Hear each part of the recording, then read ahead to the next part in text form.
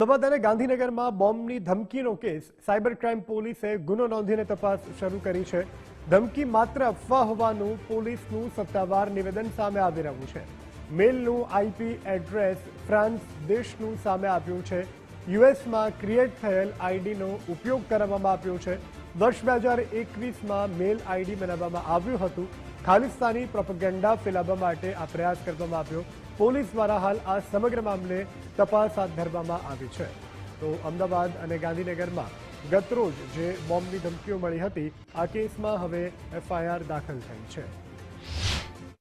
એક Ahmedabad mayor office, એક CM office અને અમદાવાદમાં જે આરએસએસ ઓફિસ છે, આ ત્રણેયને બોમ્બથી ઉડાવવાની ધમકી ભરેલો મેલ હતો. એટલે સ્થાનિક પોલીસો અને અલગ અલગ ટીમો દ્વારા જ્યારે આની તપાસ કરવામાં આવી તો એવી કોઈ બી હકીકત ત્યાં જાણવા મળેલી નથી. અને આ એક જે મેલ હતો એ એક હોક્સ બોમ્બ થ્રેટ મેલ હતો. અત્યાર સુધીની તપાસમાં એ જાણવા મળેલું છે જે આ બોમ્બ થ્રેટ મેલ છે એ એક lnp.artis@gmail કરીને એક મેલ આઈડીથી આવેલો હતો. અને એ મેલ આઈડી છે એ કોઈ ક્વિનિન ક્લાર્ક વ્યક્તિનું છે જે યુએસમાં ક્રિએટ થયેલું હતું. અને આ જે મેલ આઈડી છે 2012માં ક્રિએટ થયેલું છે ને રિસન્ટલી એમનો યુઝ થયો હતો બોમ્બ થ્રેટ માટે. અને પ્રાથમિક તપાસમાં જે આઈપી એડ્રેસ અમને મળેલા છે એ ફ્રાન્સના આઈપી એડ્રેસ મળેલા છે અને આગળની તપાસ અમે કરી રહ્યા છીએ.